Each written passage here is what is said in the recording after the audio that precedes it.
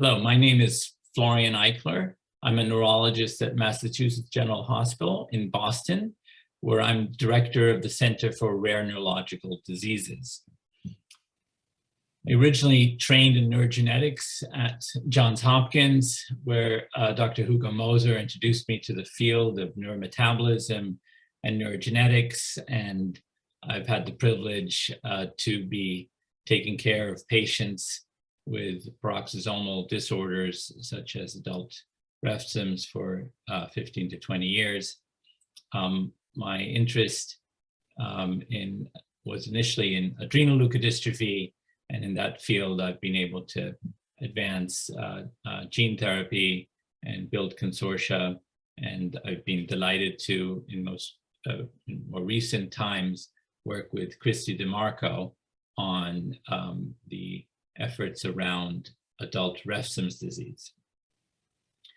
I think the Boston area is a very unique scenario where the hospitals and healthcare providers are in close proximity to research facilities such as MIT and Harvard, and our hospitals really have, therefore, the obligation to advance care and optimize treatments for patients with rare diseases such as adult Refsum disease, where patients are often looking for answers to their rare condition and often isolated and not in touch with other patients or healthcare providers who are knowledgeable about this disease.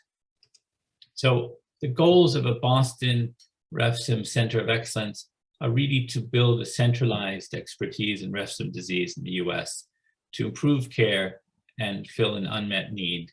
All of you who are listening to this are probably aware of the knowledge gaps and the unmet need in the field, but by bringing together specialists in the area of neurology, as well as ophthalmology and audiology and metabolism, we think we can improve clinical care for patients, but also incentivize research so that in the future better treatments become available. In order to get research going, we have to establish an Irb Protocol.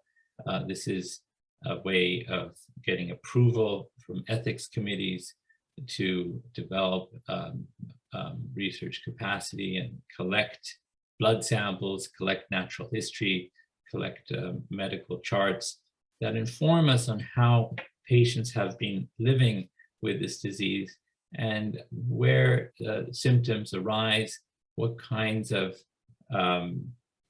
chronic ailments occur, and what the nature of these symptoms is.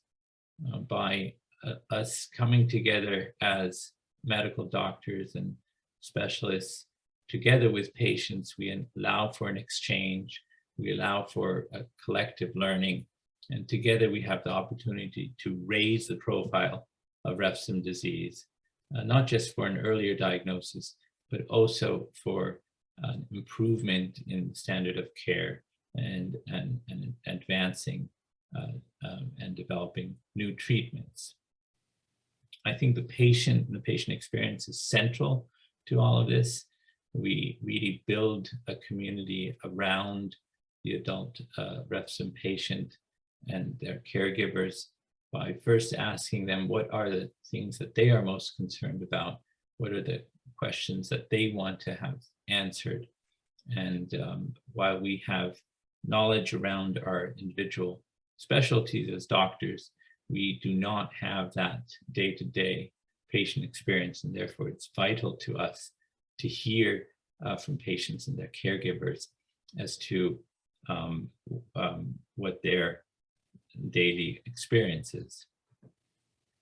So I am very lucky to be working in a multidisciplinary clinic with other neurologists and physiatrists as I mentioned before, I focus on neurogenetics. I'm reviewing brain MRIs, assessing patients for disease-causing genes in relationship to the symptoms and imaging findings they're presenting with. And I have a very talented colleague, Dr. Reza Sejadi, who is a neuromuscular specialist who really understands the electrophysiology of the peripheral nerve and also the spinal cord very well. And he assists me by performing nerve conduction studies, assessing muscle, as well as other compartments related to the nervous system, and also helping me understand the relationship of bony abnormalities in relation to symptoms such as pain. And Dr. Brian Wishart is a physiatrist and rehab specialist who every week is advising me on the use of medications to relieve spasticity, relieve pain, but also understand how physical therapy, how exercise, how stretching all can contribute to betterment. And so together, all of us do this with the patient front and center, not one size fits all. We need to really examine patients and hear their individual histories in order to optimize care and know what the best path forward is.